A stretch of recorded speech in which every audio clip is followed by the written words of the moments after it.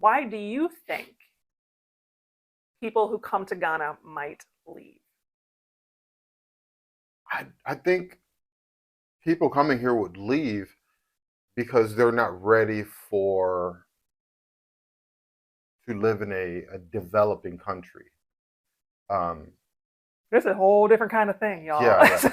You know, everything, all of the Western amenities are here, but they are not all together. Not a lot is well maintained here in Ghana, so they may be used to, hey, the here and now culture, the me first, I have my rights culture, and that's not here in Ghana. You know, there's a You can have that experience. It's going to cost you. yeah, I was gonna say there's a cost involved with that. You Yeah, know, you can have it. You can have it all. right?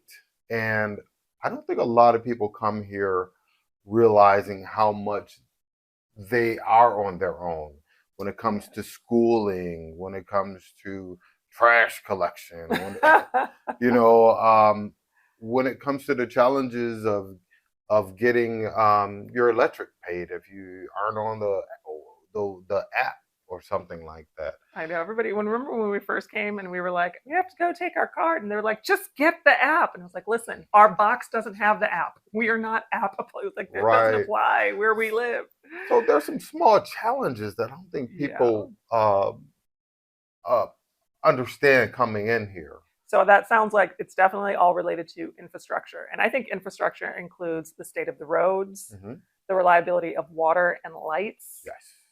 and also just the ability to get the goods and services that you need when you need them. Hmm. And I think that also like includes stuff like education and healthcare. Right. Yeah. So I think another reason why people may leave is because they didn't look at the budget as well as they thought, or as well as they needed to. Maybe Right. they didn't Right. think it wasn't what they thought it was going to be. You know, I think a lot of people get confused with this conversion rate of the dollar to the CD. And I remember talking to a cousin before uh, coming to Ghana, and I was telling him about, you know, the conversion rate and how that worked. And he didn't fully understand it. And I think a lot of people may come to Ghana without the correct understanding that if I give you 100 CDs and they're going to give me, If you give them or $10, yeah, if I well yeah, if I give them $100 and they're going to give me, you know, 1,100 CDs back, and then you think, oh wow, that's a come up, but really, I mean, you really still got that same is $100. Family, the Year of Return is an initiative that saw hundreds of black Americans leave America to come to Ghana. The Year of Return was in 2019 when the president of Ghana announced for black Americans to come back to the motherland, visa free, to come back to the motherland and try and get to trace their ancestry back here in Africa. And lots of black Americans came to Ghana because Ghana is the same country that black Americans left hundreds of years ago to overseas, and they went as slaves. Huh? And lots of them came back to Ghana, but in the recent past, we're seeing relatively a higher number of black Americans going back to America. They are leaving Ghana, and most of the people who are still in America are asking, where are these black people returning to America?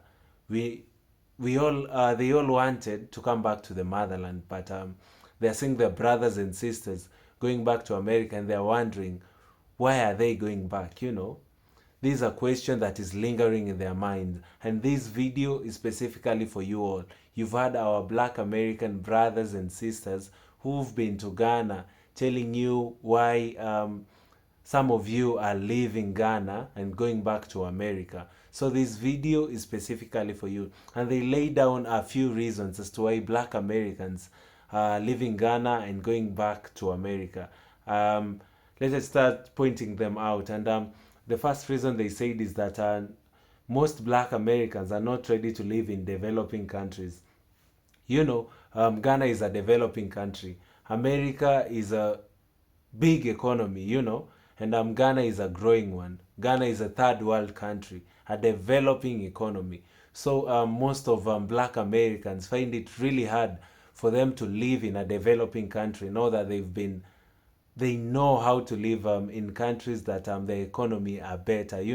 At times it can be difficult for you all. So it's something that before going to Ghana, you all should know that Ghana is a developing country. Don't come to Ghana expecting too much. These are some of the reasons why your black brothers and sisters are leaving Ghana and going back to America, because they've gotten to Ghana and found out that the economy of Ghana is a small economy than what they probably expected. That's the reality in Ghana. That's the reality in Africa. The US is a big economy. So when you come to Africa, don't expect that the African economy can favor you. So be ready for that. And the second reason they mention is infrastructure. The state of the roads, reality of water and lights, and the ability to get goods and services that you need when you need them.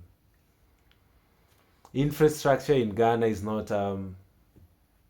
I think the biggest problem is comparing Ghana to the United States, man.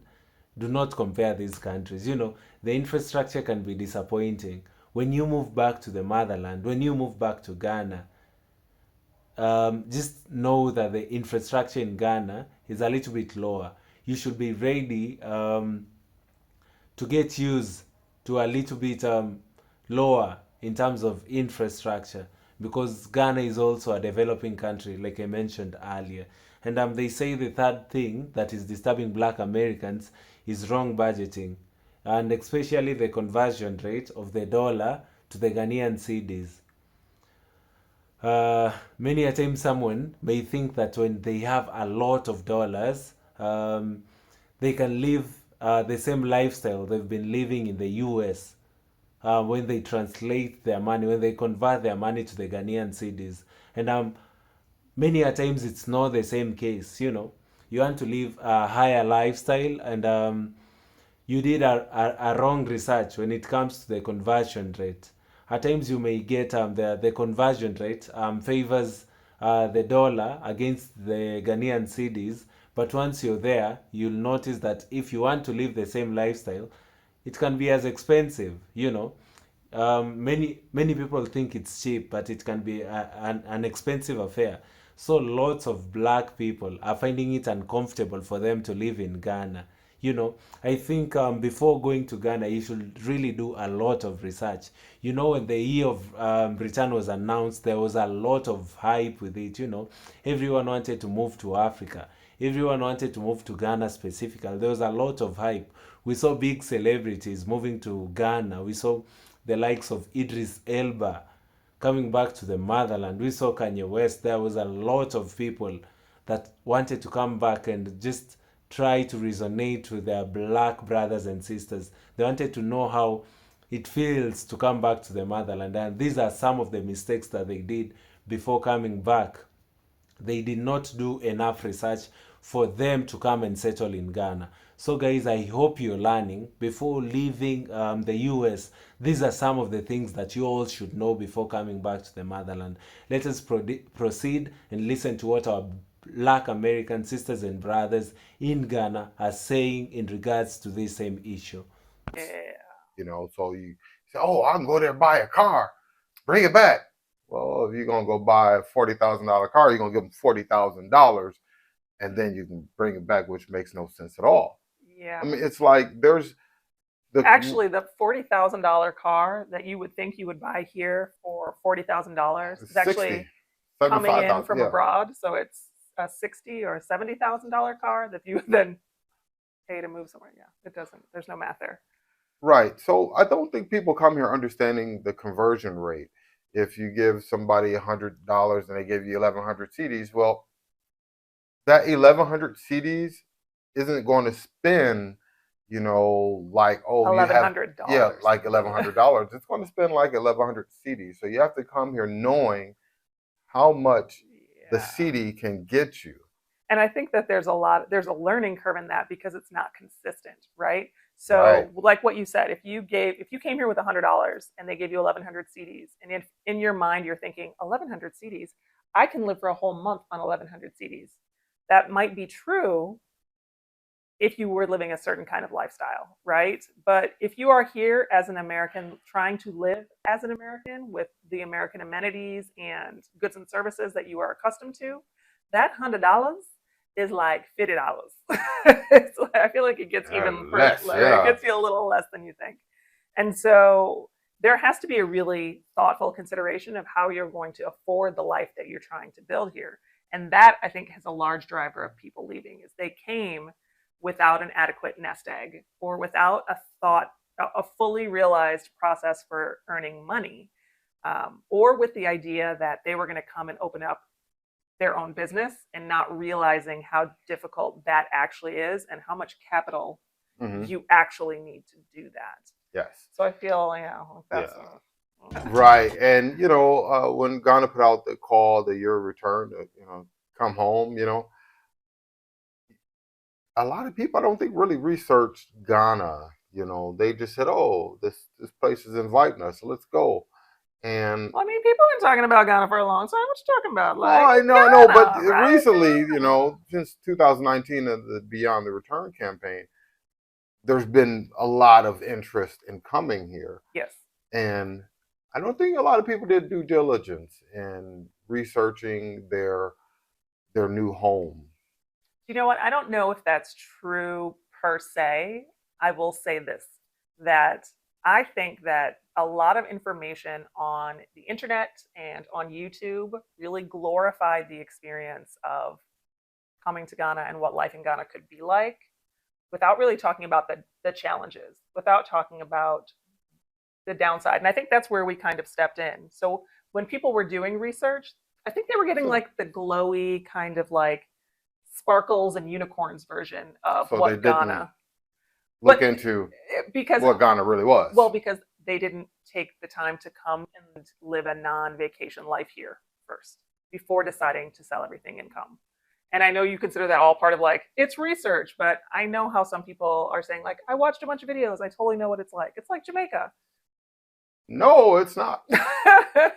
I mean, I think there's misinformation, and if you aren't putting your boots on the ground here to experience what it's like non-vacation mind frame, or frame of mind, it's gonna be a challenge. I don't think you get the right information on that one.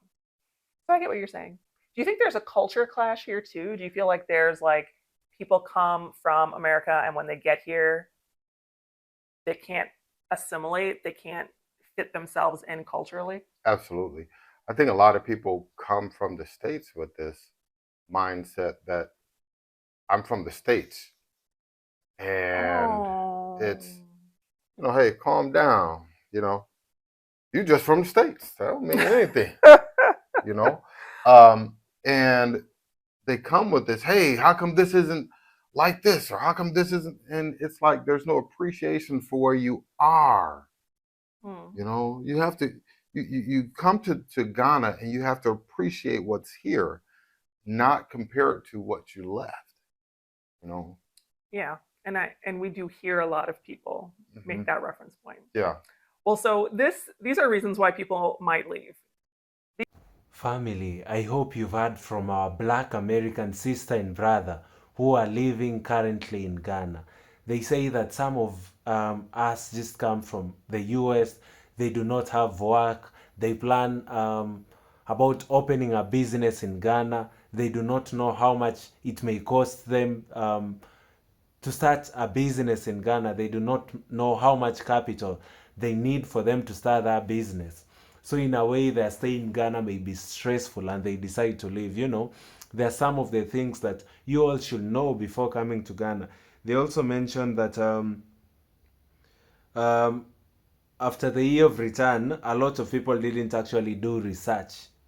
Research is so key. And there was a lot of hype in the internet about the year of return. So most people did not do their research. It's high time that before you come to Africa, or rather Ghana, do your due diligence, because these are the mistakes that people have been doing, and people have been leaving Ghana in large numbers because they did not do their due diligence before coming back to the motherland.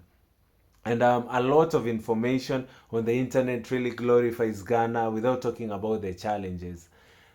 This is one thing about the internet, a lot of people will always tell you the good side of places. They'll always try to sell their land really well. If I was to sell Ghana personally, I'd really advertise it in the nicest way possible. I mean, it's an African country.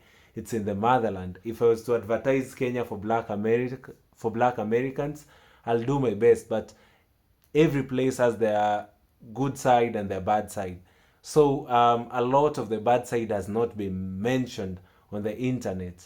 There's this one bad side about Ghana I do not like talking about. There's a serious issue of people being conned land. The residents of Ghana knew that Black Americans will move back to the motherland, then move back to Ghana after the year of return. So some of them took the advantage, and so it will be a perfect opportunity for them to con Black Americans. These are some of the things that you're not told before coming to Ghana. Ghana is only glorified, and we all see amazing news of the year of return. I do not mean that Ghana is a nice country. It's a bad country. Ghana is a relatively good country, very, very good country in West Africa. But I mean, everywhere has their good side and their bad side. Even Kenya, my country, has their bad side. And it's rare for people to see this bad side, but only the good sides are marketed. If you're to come to Kenya, I'd tell you that Kenya is the only country in the world with a capital city that has a national park on its capital, the nature capital. I'll tell you about the good sides about Kenya without mentioning the challenges that we face as a country. So it's nice for people to know all these things, pros and cons, before visiting these countries. So some of my subscribers asked me they'd really want to move back to the motherland, and they hear that their Black American sisters and brothers and are moving back. Their sisters are moving back to the US, and they'd really want to know the reasons as to why this is happening. So this video is specifically for you. Africa is just like the US. The US has its good side and its bad side. There is a good economy, and on the other side there is black violence. There is gun violence in the US. Just like the US, Africa is the same. We have our portion of the negative side. We have the good side and the bad side. So guys, thank you so much for watching this video. Kindly do consider subscribing to my channel for this and much more authentic African stories, matters, politics, culture, and everything African. Africa diaspora news, anything for the black race. Thank you so much for watching this video. Kindly do consider supporting this channel. Kindly do consider subscribing. You can also support my channels through donating on the super thanks section. You can also join in to be a member of this good channel. Thank you so much, guys. See you in my next video.